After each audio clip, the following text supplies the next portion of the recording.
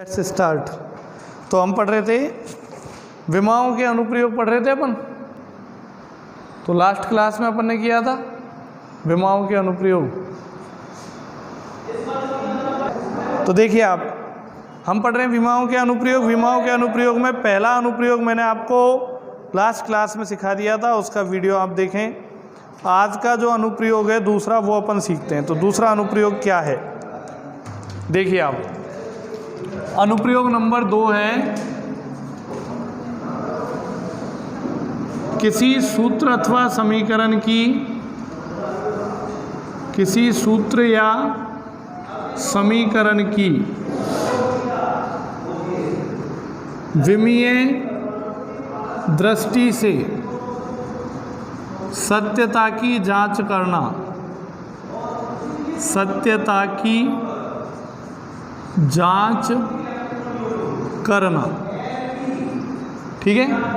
किसी सूत्र या समीकरण, कोई भी सूत्र या समीकरण आपके सामने लिखा हुआ आ जाए तो उसकी आपको विमीय दृष्टि से या विमाओं की सहायता से वो सूत्र सही है या नहीं है, इस बात की जांच करनी है। कैसे करते हैं सीखना है आपको, ठीक है। तो विमाएं अपन पढ़ चुके हैं, उन्हीं विमाओं के आधार पर अपन ये सब सीखेंगे कैसे चेक करते हैं। तो इसके लिए कुछ बेसिक चीज़ें बताता हूँ मैं। बताओ, 1 किलोमीटर में 3 लीटर जोड़ें तो आंसर क्या मिलेगा? कुछ नहीं। किलोमीटर में लीटर जुड़ता है? नहीं जुड़ता है। क्लियर है। अपन क्या बोलेंगे, 1 किलोमीटर में 3 किलोमीटर जोड़ें तो आंसर क्या मिलेगा? 4 किलोमीटर। तो क्या समझ आता है इससे? इससे ये समझ आता है कि जब कोई भी समीकरण लिखा होगा, बीच में बराबर का चिन्ह है तो मतलब ये क्या है? समीकरण। तो जब कोई भी समीकरण लिखा होगा तो उस समीकरण में आप देख पा रहे हो जितने भी पद हैं, कितने पद हैं इसमें? 3 पद। तो जितने भी पद हैं, हर पद का मात्रक क्या रहेगा बताओ? समान। हर पद का मात्रक क्या होना चाहिए? अगर यहाँ बीच में माइनस भी करो तो भी मात्रक क्या होना चाहिए बताओ? समान, ठीक है। प्लस या माइनस करो तो मात्रक क्या होना चाहिए? समान। क्योंकि किलोमीटर में किलोमीटर जोड़ सकते हैं, किलोमीटर में से किलोमीटर घटा सकते हैं, और हल करने पे आंसर भी किस में आएगा बताओ? किलोमीटर में, ठीक है। तो आपको क्या ध्यान रखना है कि कोई भी सूत्र लिखा हो या समीकरण लिखा हो तो उसमें प्रत्येक पद का मात्रक क्या होना चाहिए? समान। और हमने पढ़ा है जिन राशियों के मात्रक समान होते हैं उनकी विमाएं भी, तो इनकी विमाएं भी क्या होनी चाहिए बताओ? समान। तो अपना चेक करने का रोड मैप क्या रहेगा? रोड मैप यही रहेगा कि कोई भी सूत्र दिया है उसमें जितने भी पद हैं सभी पदों की विमाएं ज्ञात करो। अगर सभी पदों की विमाएं समान आती हैं तो इसका मतलब वो समीकरण या सूत्र विमीय दृष्टिकोण से सही है, अन्यथा गलत है, ठीक है। कैसे चेक करेंगे? तरीका देखो। आपको कुछ सूत्र दिए, पहला दिया आपको चेक करना है F बराबर mv²/r, जहाँ F क्या है? F बल, m है आपका द्रव्यमान, ठीक है, v है वेग और r है त्रिज्या। ऐसा लिखा हुआ आ गया। अब आपको चेक करना है कि क्या ये सूत्र विमीय दृष्टि से सत्य है। तो कैसे चेक करेंगे? तरीका देखो। इसमें कितने पद हैं? 2 पद हैं इसमें। एक तो ये वाला पद हो गया जो बाएं हिस्से में लिखा हुआ है, लेफ्ट हैंड साइड जिसको बोलते हैं। एक ये वाला पद हो गया, ये एक ही पद माना जाएगा। पद अलग अलग किससे होते हैं? प्लस माइनस या बराबर के चिन्ह से। गुणा भाग से नहीं होते, गुणा भाग में एक ही माना जाता है, ठीक है। तो इसमें 2 पद हैं, एक पद ये और एक पद ये। और अगर ये दोनों, अगर ये सूत्र सही है विमीय दृष्टि से, तो दोनों पदों की विमाएं क्या होनी चाहिए? समान। दोनों के मात्रक और विमाएं क्या होनी चाहिए? तो विमाएं ज्ञात करें इनकी। तो अपन क्या लिखेंगे? LHS की विमा बताओ। LHS की विमा, लेफ्ट हैंड साइड की विमा। तो लेफ्ट हैंड साइड में क्या लिखा हुआ है? बल। तो बल की विमा क्या होगी? तो बल की विमा लिखाई थी आपको, मैंने बोला याद भी करना है आपको, बल की बहुत काम आती है। तो बल की विमा क्या लिखाई थी? m1L1T-2। ये लिख ली। ये लेफ्ट हैंड साइड की विमा हो गई। अब राइट हैंड साइड की चेक करेंगे तो RHS की विमा निकालें। तो RHS की विमा देखो, RHS क्या लिखा हुआ है, mv²/r। अब विमा देखो, m क्या है, द्रव्यमान, द्रव्यमान की विमा क्या होगी बताओ, m1। v क्या है, वेग, वेग की विमा क्या होती है, वेग की विमा, तो वेग होता है विस्थापन बटे समय, तो विस्थापन की L1 और समय की t-1, सही है, ये वेग की विमा लिख दी। और घात कितनी लगा देंगे, 2, स्क्वायर लगा हुआ है तो स्क्वायर, और नीचे क्या हो गई, त्रिज्या, त्रिज्या क्या है, एक प्रकार की लंबाई, त्रिज्या क्या है, दूरी, दूरी मतलब लंबाई, तो इसकी विमा क्या हो जाएगी बताओ, L1 हो गई या नहीं। अब हल करें इसको, तो देखो m1 इसका स्क्वायर करें तो ये हो जाएगा L2, इसका स्क्वायर करें तो t-2, और बटे में कितना आ गया बताओ, L1। विमाओं को हमेशा बड़े ब्रैकेट में लिखना है ना, L1 का भाग लगाओ यहाँ, L2 में L1 का भाग लगाएं, एक घात कट जाएगी तो क्या मिलेगा आपको बताओ, m1 L1 t-। आप चेक करो, LHS की विमा और RHS की विमा बराबर आ गई, तो इसका मतलब इस सूत्र का अस्तित्व है और ये विमीय दृष्टिकोण से सही है। समझ आया, ऐसे चेक करना है। तो इसके लिए आपको क्या याद होनी चाहिए, या तो विमाएँ याद हों या फिर विमाएँ आपको बनाना आना चाहिए, ठीक है। और चेक करते हैं, दूसरा लेते हैं आपका, आपने फॉर्मूला पढ़ा है W बराबर mgh, ऐसा पढ़ा है क्या, mgh पढ़ा होगा 10th क्लास में, तो बताओ W क्या है यहाँ पे, कार्य, W क्या है, कार्य, m क्या है, द्रव्यमान, g क्या है, गुरुत्वीय त्वरण, और h क्या है, ऊंचाई। तो चेक करें क्या ये सही है या नहीं। तो सबसे पहले क्या लिखेंगे, LHS की विमा, लेफ्ट हैंड साइड की मतलब कार्य की विमा, तो कार्य की विमा बनाओ आप, कैसे बनाएंगे, कार्य का फॉर्मूला क्या होता है, बल गुणा विस्थापन। तो बल की विमा क्या होती है, ये रही, यही होती है बल की विमा, और गुणा विस्थापन, तो विस्थापन क्या है, दूरी, लंबाई, तो विस्थापन की विमा क्या हो जाएगी बताओ, L1। तो बल गुणा विस्थापन मतलब बल की विमा को L1 से गुणा कर दें, ये तो हुआ, नहीं समझे आप। कार्य का फॉर्मूला होता है बल गुणा विस्थापन, बल की विमा क्या है, m1 L1 t-2, विस्थापन की क्या होगी, L1, गुणा करें तो m1 L2 t-। कार्य की विमा आई या नहीं, तो कार्य की विमा क्या होगी, m1 L1 t-। यह आपके पास LHS की विमा हो गई लेफ्ट हैंड साइड की, है ना, ये लेफ्ट हैंड साइड की विमा हो गई। अब राइट हैंड साइड की पता करें, तो राइट हैंड साइड की पता करो, राइट हैंड साइड की विमा mgh है ना, m मतलब द्रव्यमान, द्रव्यमान की विमा क्या हो जाएगी, m1, ठीक है। g मतलब होगा त्वरण, गुरुत्वीय त्वरण, तो त्वरण की विमा निकालनी है। तो त्वरण क्या होता है, त्वरण वेग बटे समय, त्वरण की विमा कैसे पता करेंगे, त्वरण होता है वेग बटे समय। तो वेग की विमा अभी पढ़ी यहाँ पे, वेग की विमा क्या लिखी थी, L1 t-1, ये लिखी थी वेग की विमा, L1 t-1 ये लिखी थी, बोलो। और समय की विमा क्या हो जाएगी, t1, भाग लगाओ तो क्या हो जाएगा, L1 t-2 हो जाएगा। ऊपर जाता है तो घाते घट जाती है ना, भाग लगाते हैं, आधार समान हो तो घाते घट जाएंगे, एक ऊपर जाके घटेगा, तो -1 और -1 कितना हो जाएगा, -2, तो L1 t-2। तो त्वरण की विमा हो गई L1 t-2, तो गुरुत्वीय त्वरण की विमा क्या हो गई, L1 t-। और h क्या है बताओ, h ऊंचाई, ऊंचाई किस में आएगी, लंबाई में, तो ऊंचाई लंबाई में आएगी, तो इसको क्या लिखेंगे बताओ, L1 लिखेंगे या नहीं।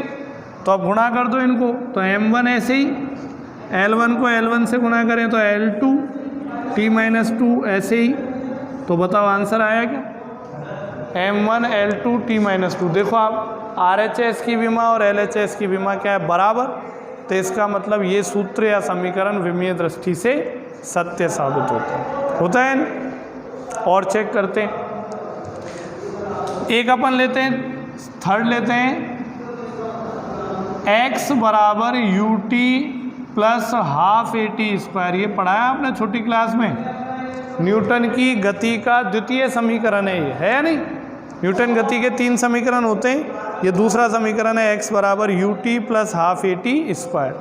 इसको चेक करें क्या ये सही है या नहीं, तो करें चेक।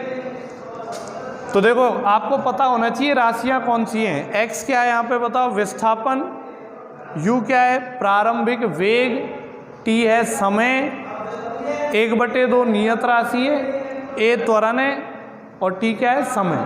अब इसमें कितने पद हैं बताओ, 3 पद। इस समीकरण में कितने पद है, 3 पद। तो अगर ये विमीय दृष्टि से सही है तो इसके प्रत्येक पद की विमा क्या होनी चाहिए, समान। तो प्रत्येक पद की विमा समान होनी चाहिए। तो सबसे पहले लेते हैं प्रथम पद, फर्स्ट पद, पहले पद की विमा। पहला पद क्या है बताओ, x, तो x की विमा, x क्या है विस्थापन, विस्थापन मतलब लंबाई, तो इसकी विमा क्या हो गई बताओ, L1, सही है। अब लेते हैं सेकंड पद की विमा, दूसरे पद की। तो दूसरा पद है ut, है या नहीं? u क्या है प्रारंभिक वेग, u क्या है प्रारंभिक वेग, मतलब u क्या हो गया वेग, और वेव की विमा क्या बताई थी अभी, L1 t-1, और गुणा समय, समय की विमा क्या होगी बताओ, t1। गुणा करते हैं दोनों को, तो गुणा करते हैं, आधार समान हो तो घातें जुड़ जाती है। तो क्या आंसर आ गया, L1 t की घात 0, और किसी की भी राशि की घात 0 हो तो उसका मान क्या होता है 1। तो t की घात 0 मतलब 1, और 1 को L1 से गुणा करें तो L1। तीसरे पद की देखो, तीसरे पद की निकालें, 1/2 a t स्क्वायर, यही है ना। देखो 1/2 नियत राशि है, ये कोई भौतिक राशि नहीं है, जैसे विस्थापन, वेग, त्वरण, बल, ऐसा कुछ नहीं है। 1/2 क्या एक अंक है, तो इसकी कोई विमा नहीं होती है। हम केवल क्या लिख रहे हैं, विमाएं लिख रहे हैं। तो 1/2 नियत राशि, 1/2 की कोई विमा नहीं होती है। मैंने 1/2 लिखा, क्या इसमें कहीं द्रव्यमान है, नहीं, लंबाई है, नहीं, समय है, नहीं, ये नियत राशि है। तो 1/2 की कोई विमा नहीं होती है, ठीक है। तो 1/2 की विमा क्या होती है, नहीं होती है, तो उसे नहीं लिखेंगे। फिर त्वरण की विमा बताओ, त्वरण, तो त्वरण की विमा अभी बताई थी येरी, गुरुत्वीय त्वरण। तो त्वरण की विमा क्या लिखी थी, L1 t-, और फिर समय, समय की विमा बताओ क्या आएगी, t1 और इसका स्क्वायर, तो ये t2 हो जाएगा, और फिर गुणा करेंगे तो क्या आ जाएगा, L1 t-2 + 2, तो t कितना हो गया बताओ, 0। तो आंसर क्या आ गया बताओ, चेक करो, पहले पद की विमा, दूसरे पद की विमा, तीसरे पद की विमा, तीनों बराबर हैं। अगर तीनों बराबर हैं तो ये सूत्र या समीकरण विमीय दृष्टि से सही साबित होता है, ठीक है। समझ आया यहाँ तक? एक और करें ऐसा ही, आप देखो,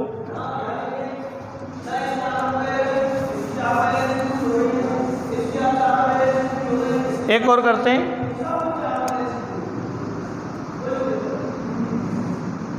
x बराबर 2π √L/g, है ना, ये लिख दिया। जहाँ x क्या है बताओ, विस्थापन, है ना, x क्या है विस्थापन, L क्या है लंबाई, और g क्या है बताओ, त्वरण। g क्या है बताओ, गुरुत्वीय त्वरण, ठीक है। चेक करें क्या ये सही है या नहीं। तो बताओ, ये LHS की विमा, LHS की विमा, ये क्या लंबाई, तो लंबाई विस्थापन है ना, विस्थापन का मतलब लंबाई, तो लंबाई की विमा क्या हो गई, L1, सही है। अब लेते हैं RHS की विमा। तो RHS में क्या लिखा है, 2π √L/। अब बताओ 2 और पाई, ये क्या है नियत राशि, 2 नियत राशि है, पाई का मान नियत होता है 3.14। तो 2 और पाई की विमा नहीं होती है। हम इधर क्या लिख रहे हैं, विमाएं, तो 2 पाई की विमा नहीं होती है, तो इसकी विमा नहीं लिखेंगे, ठीक है। आगे किसकी विमा लिखेंगे, L, तो लंबाई की विमा क्या हो जाएगी, L1, सही है। गुरुत्वीय त्वरण, तो त्वरण की विमा बताई थी इधर, तो गुरुत्वीय त्वरण की विमा लिख दो L1 t माइनस, और इसके ऊपर क्या लगा हुआ है, वर्गमूल। लगाएंगे या नहीं? जब वर्ग था तो वर्ग लगाया था अपन ने v स्क्वायर में, तो वर्गमूल है तो वर्गमूल लगाएंगे। यहाँ t का वर्ग किया था तो वर्गमूल है तो वर्गमूल लगाएंगे। अब हल करो इसको, कैसे हल करेंगे? आपको पता है जब भाग लगाते हैं तो घातें घट जाती हैं, या तो L1 से L1 कैंसिल, या 1 और 1 घट गई, तो L की घात कितनी हो गई, 0, या वो ख़त्म हो गया, उसको भूलो। अब नीचे क्या रह गई, t की घात -2, ये तो कैंसिल हो गया, t की घात -2, 1 में 1 t की घात -2, इसको ऊपर लेके आएंगे तो ये किस में हो जाएगा बताओ, प्लस में हो जाएगी, यानी t की घात कितनी हो जाएगी बताओ, 2। समझते हो आप? 1/a की घात -m है, तो इसको हम क्या लिख सकते हैं, a की घात m, ऊपर लाके क्या लिख सकते हैं, a की घात m। पढ़ाया आपने 9th क्लास में। तो ये नीचे -2 थी, ऊपर लिखेंगे तो +2। अब इसका वर्गमूल ले लो, तो वर्गमूल कितना आएगा बताओ, t स्क्वायर का वर्गमूल क्या आएगा, t आएगा या नहीं? ये हो गई RHS की विमा। चेक करो LHS की विमा और RHS की विमा बराबर है क्या, नहीं है, तो इसका मतलब ये सूत्र विमीय दृष्टिकोण से सही नहीं है, ये सूत्र गलत लिखा हुआ है। समझ में आया? ये सूत्र गलत है, अपने चेक करके पता गया। तो ऐसे चेक कर सकते हैं या नहीं, बोलो? बस आपको क्या आना चाहिए, विमाएँ आपको बनानी आनी चाहिए। अगर आप विमाएँ बना सकते हो तो इस तरीके से किसी भी सूत्र या समीकरण को आप फिजिक्स में चेक कर सकते हो, ठीक है। अब इसी पे आधारित कुछ सवाल चेंज करता हूँ, सवाल की प्रकृति चेंज करता हूँ, टॉपिक यही है, और कैसे सवाल पूछे जा सकते हैं इस पे बेस्ड, है ना, समझे आप? तो प्रकृति क्या चेंज करें आप देखो, अब की बार सवाल चेंज किया मैंने, क्वेश्चन नंबर 2 ये है, यदि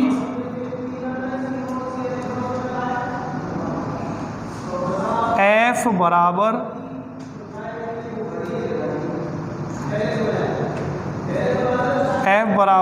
अल्फा x प्लस बीटा बटे t स्क्वायर विमीय दृष्टि से सत्य है, विमीय दृष्टि से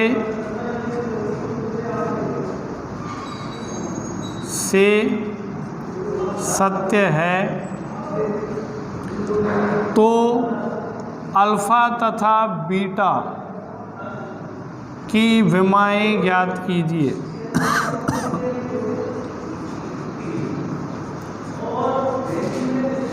इस तरह से भी ये पूछा जा सकता है आपसे, ठीक है,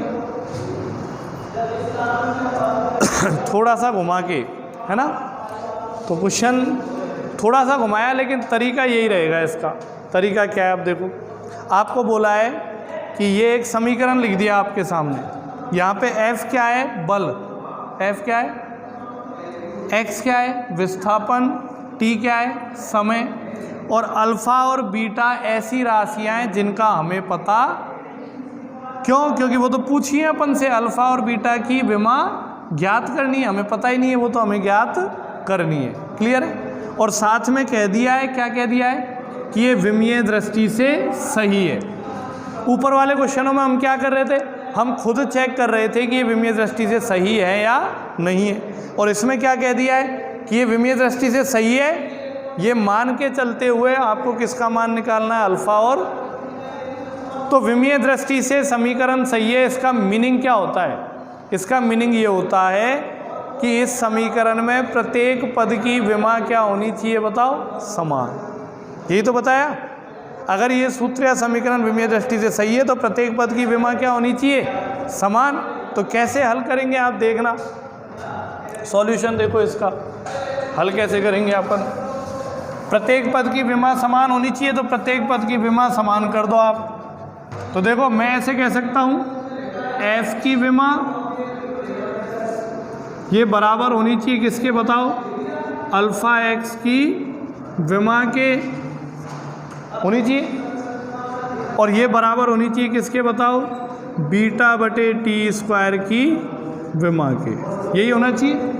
अगर ये विमीय दृष्टि से सही है तो इन तीनों की विमा क्या होनी चाहिए बताओ, बराबर। तो बताओ एफ क्या है, बल, बल की विमा क्या होगी, m1 l1 t-2 रख दी। अल्फ़ा एक्स की विमा, अल्फ़ा की विमा तो हमें ज्ञात करनी है, तो इसकी विमा हमें पता नहीं है, तो अल्फ़ा को तो अल्फ़ा ही लिख देंगे क्योंकि पता ही नहीं है इसकी विमा, ये तो ज्ञात करनी है। और एक्स क्या है, विस्थापन की विमा क्या होगी, L1, विस्थापन लंबाई में आता है तो इसकी विमा क्या हो जाएगी, L1। आगे आओ, बीटा की विमा हमें पता नहीं, इसको ऐसे ही रखेंगे। और बटे में समय, तो समय की विमा कितनी हो जाएगी, T1 और स्क्वायर करें तो T2, सही लिखा है। अब आप देखो इन दोनों को हल कर लो, इन दोनों को, इसको भूल जाओ थोड़ी देर के लिए, ये दोनों बराबर है, पहले इन दोनों को हल कर ले तो क्या होगा बताओ, L1 का क्या लग जाएगा इधर, भाग, तो ये क्या आ जाएगा, m1 l1 t-2 बटे l1 बराबर अल्फ़ा। आ गया क्या, तो भाग लगा दो तो अल्फ़ा कितना आ गया, m1 l0 t-2। ये लो अल्फ़ा की विमा पता लग गई क्या।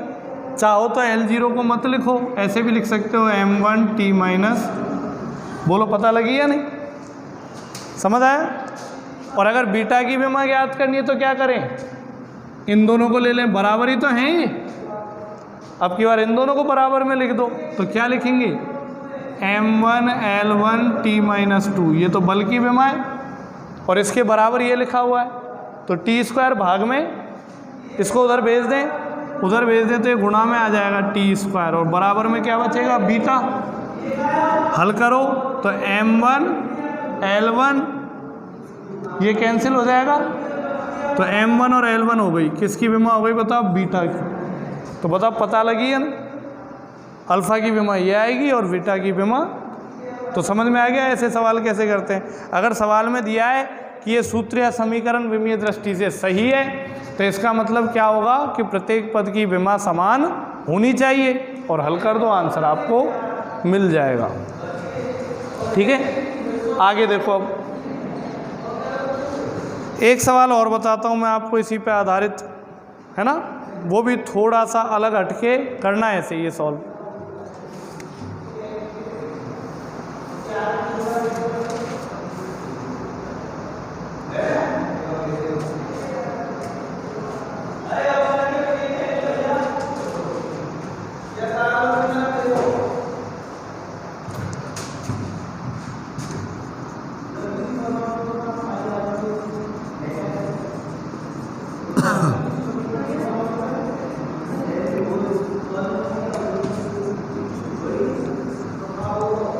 ठीक है, तो अगला क्वेश्चन लेते हैं, क्वेश्चन नंबर 3 है। ये समीकरण दिया आपको P + a/v² गुणा v - v बराबर r और t। तो इसमें a और b की विमा आपको ज्ञात करनी है, तो a और b की तो ज्ञात करनी है, ठीक है। तो कैसे हल करें, ये समीकरण थोड़ा अलग है और इस सवाल का प्रकार भी उन दोनों से थोड़ा सा अलग है, ठीक है। तरीका यही है, बस टाइप थोड़ा सा अलग है। कैसे हल करेंगे, तो सबसे पहले ये सब दिया जाएगा आपको क्वेश्चन में, ऐसे लिखा होगा कि ये समीकरण है, इसमें a और b की विमा ज्ञात करनी है, जहाँ p दाब है, v आयतन है, r गैस नियतांक है और t ताप है, ऐसे लिखा रहेगा।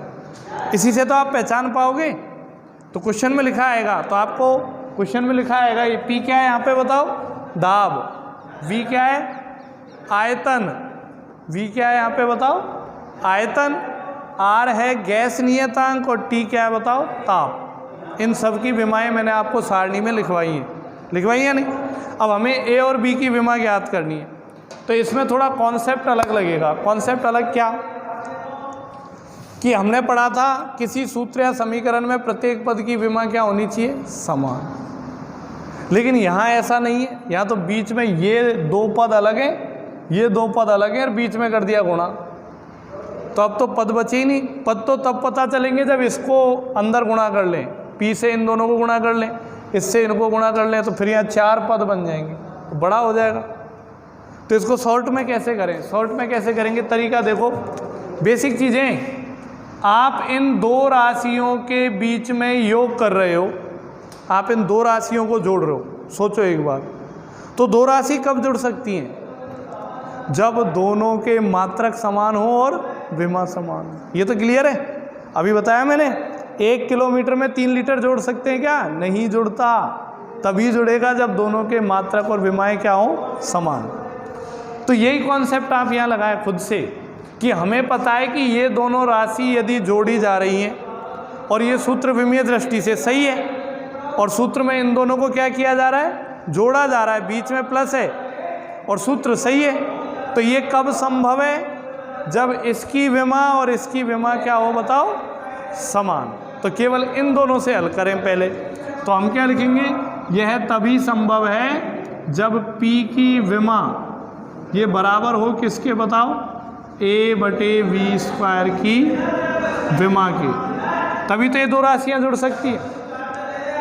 ऐसे ही अगले ब्रैकेट में देखो, इसमें दो राशियों को घटाया जा रहा है।